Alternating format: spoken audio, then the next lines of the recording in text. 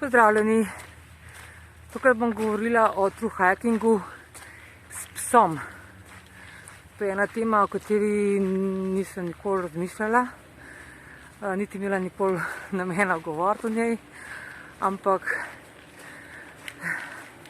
zaradi situacije, v kateri pač sem, sva s Piko, kjer sicer pogojno imava možnost, da jo nekdo opazi, ampak se meni zdi osebno, da je pač nekaj mesecev vseeno preveč. Sem mogla vse skupaj so zadevo še enkrat premisliti in se odločila, da v bistvu thru hiking s Piko spremenim v izziv. Sploh potem, ko sem ugotovila, da lahko v bistvu si olajšam zadevo, da obstajajo na tržišču stvari, ki mi to olajšajo. Danes sem bom predstavila thru hiking s psom, vsa področja, za katera vam jaz v glavi, da so pomembna in da je mogoče prav, da vas opozorim nanje. Zdaj, seveda, kot veste, moj pes je majhen, Pika ima, še enkrat ponavljam, 15 kg, kratek korak, je sicer zelo živahna in jo praviloma nimam nikoli na vrh, na povodcu. Na povodcu imam samo, kadar ni pridna. Tako da o velikih psih ne moram govoriti, lahko govorim samo o majhnem. Ena od stvari, ki so pomembne pri thru hikingu s psom, Pika, je njegova hrana. Hrana, spanje, voda. Hodi sem! Kot vidite, ima Pika danes gor eno zadevo, ki se reče nahrbtnik za psa. To je danes še prazno, takole ima narejeno, spodaj. Počaki! Tu, tako široko, pod vratom. To se lahko da dol, ker je na mucko. Tukaj noter imate pa še ene žepke male, za kakšne stvari, ne vem kakšne, pač nekaj stvari. To pa je za povodec. To se lahko vse dol da, pa ostane samo ta zadeva v bistvu, če ne bi želeli imeti tega zgornjega dela, teh žepkov. To je nahrbtnik za psa. Jaz sem iskala na spletu kar nekaj časa to stvar, ker če tipkate nahrbtnik za psa, vam bo vrgel ven nahrbtnike za psa, tiste, v katere date pse in potem jih nosite, ali pa torbe za psa. No, ta nahrbtnik za psa sem potem našla za Piko, za Pikino velikost v trgovini Mr. Pet. Stane malo več kot 32 €. Tako da sva danes prvič na tem, da ga poskusva, malo gre levo desno, ampak to bom jaz še najbrž mogla s temi paščki urediti, da bo stabilen in da se ne bo premikal, in potem še malo obtežiti s hrano in tako naprej. Ampak to je ena od stvari, ki so mi zdijo ful pomembne na thru hikingu s psom, da niste vi tisti, ki nosite hrano za psa. Mislim, da je najmanjša vreča za psa, če kupite brikete, nekje 1,40 kg, če se ne motim.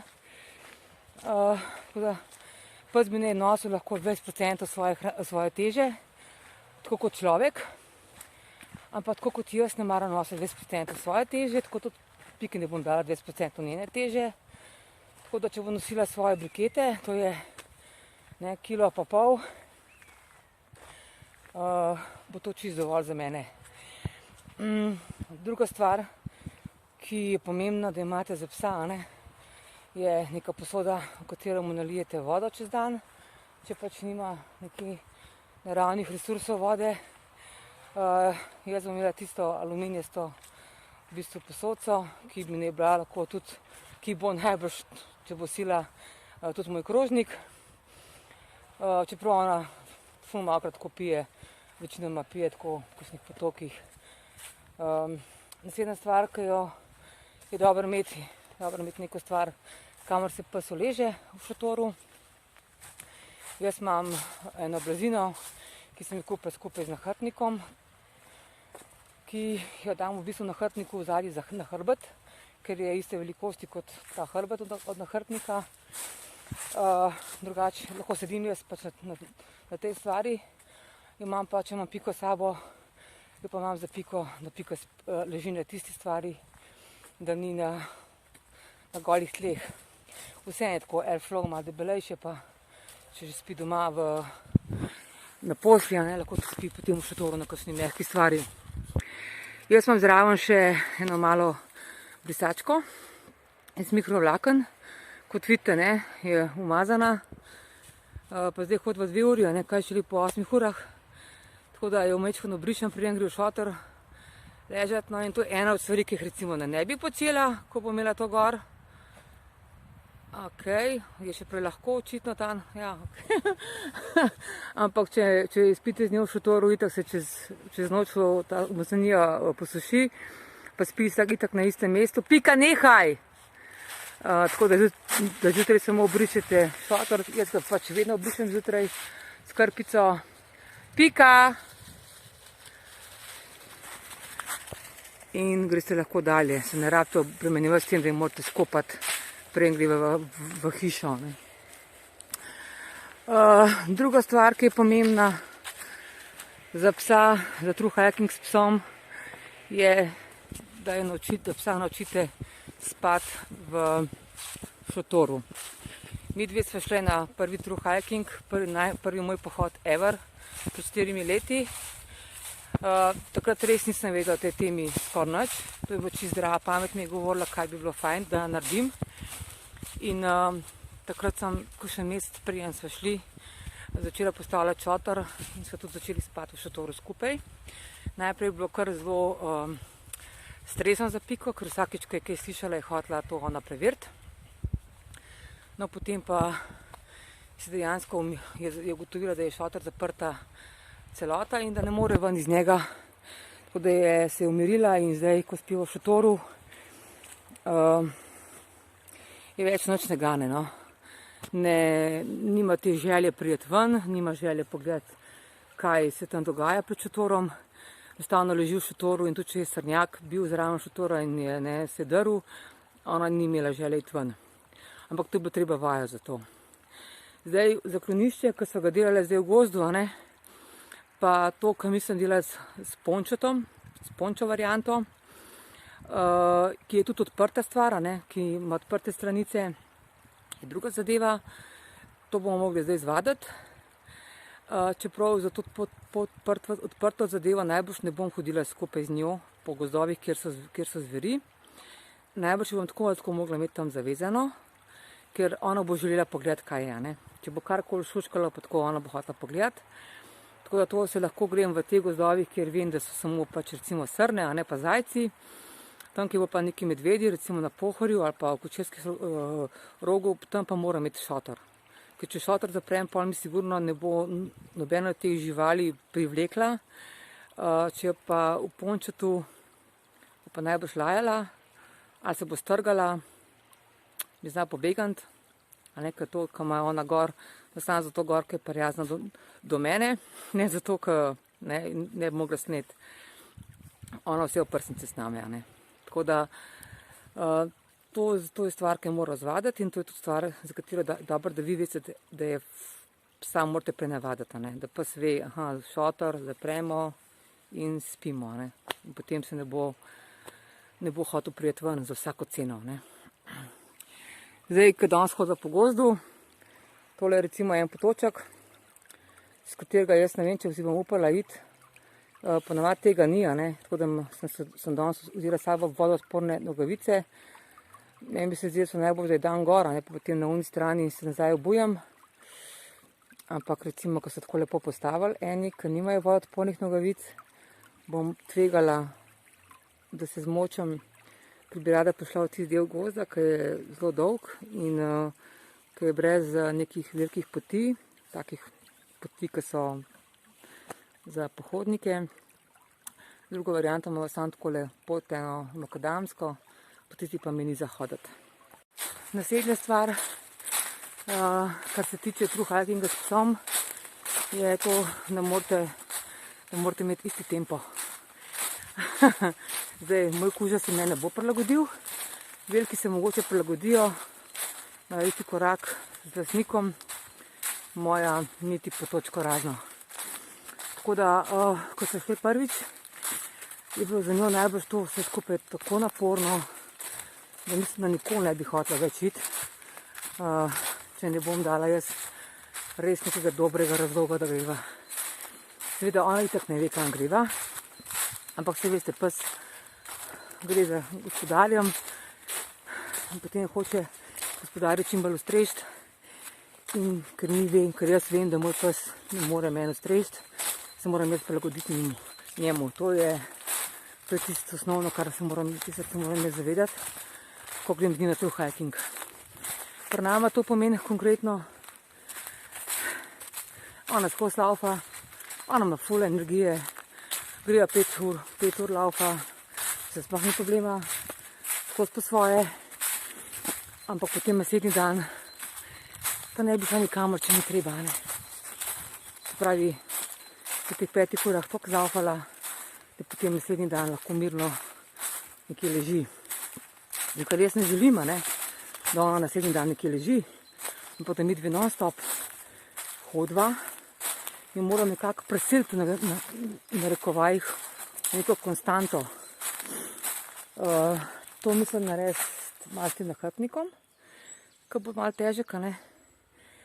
Malo pa s tem, da bo imela en tak tempo, ki bo njej energijo privrčeval. Lansko leto, ko smo šli na pomursko planinsko pot, ki je sam po teh, ne, tako po gozdu, po brezpotju, ampak res same poti, same asfalt. So se stavljali tako vsako uro mogoče, vsako uro malo. Potem so med 12. in 2. uro nekje res ležali, a ne, da ja, ne bi ona se nikamor preveč premikala in je potem lahko z mano hodila do 7. zvečer. Če bo šla na neko dolgo pot, ne bo to mogel postati moj vsakodnevni ritem, to ni moj ritem, a ne, meni je to čist nezamislil, da bi jaz toliko mesecev lahko hodila, recimo, pa toliko tednov hodila v takem ritmu, ampak bo treba, če hočem iz njo, ne. Lahko, ne moram je prefusirati. Če bom prefusirala, bo nekje obstala in to je to. To mi je naredila pred 4 leti. Spuntala se je, usedla se je dol, kamor jaz ne hotela iti. In to je to. Tako da to so nekako 3 področja. Trail hikinga s psom. Oprema, hrana, spanje v šotoru, potem pohoje. Jaz na žalost nikogar ne poznam, ki bi hodil s svojim psom. Mislim, sprehajal ja, ampak trail hikal s svojim psom in to redno. Tako da se o tem ne moram z nikomer pogovarjati. Definitivno je trail hiking z velikim psom drugačen kot z malim. Moja to počne skozi, ne. Pika, kaj delaš? Ma, koliko je lepo. Same kronce. Kaj si zavohala? Bomo imeli kosilo? Boš ujela? Ta nahrbtnik gre ful na živce, ne. Sploh ne vem, kako bo to prenesla, ko bo to enkrat imelo 1,5 kg do 2 kg. Hej, Pika.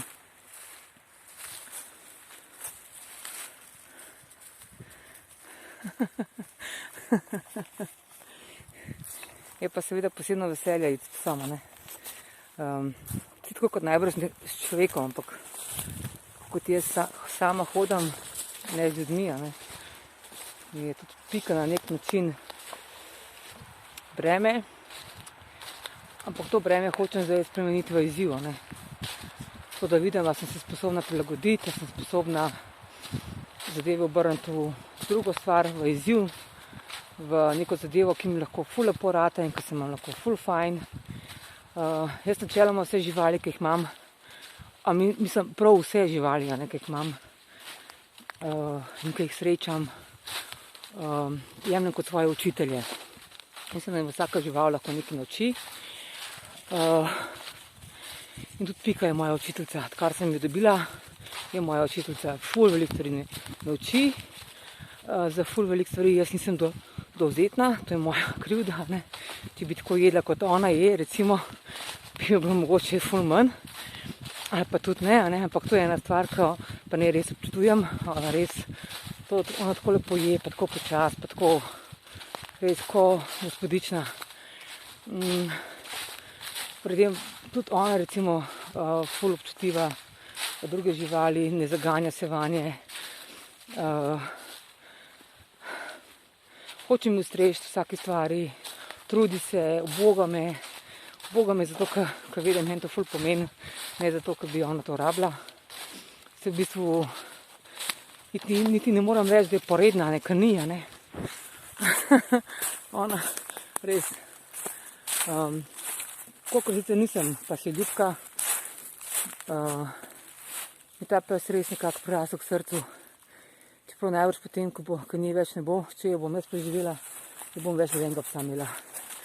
Ker je to velika odgovornost, ampak true hiking psom je recimo ena taka stvar, ki te res lahko nauči nekih novih veščin, ki se jih mogoče z ljudmi ne moreš naučiti, ne, nisi sposoben. Pri psu pa pristaneš na to, da se boš naučil, ne. In to je recimo to, ne. Potrpežljivost, prilagajanje, prijaznost, še dodatna prijaznost, ki si že itak prijazen, pa si pa še bolj, ne. Uvidevnost, potem, da niso samo to, kar ti hočeš, ne, ampak da se moraš ozirati na njo, ne. Ker z njo se ne moreš kregati, tako kot se lahko s človekom kregaš. Pač ni dovzetna za kreganje, ne razume, kaj govoriš, samo energijo čuta, ne. Tako da ja, zdaj bomo začeli počasi hoditi na krajše true hikinge. Ona tako ve, ko dam gor ta velik nahrbtnik, da je pa na dolgo pot. Ne vem, kako se počutim, mislim, da ni glih fajn. Ampak jo bi rada presenetila, da bi pokazala, da lej, mala, lahko uživava, ne. Ni nama treba safr furati. Lepo se imejte, adijo.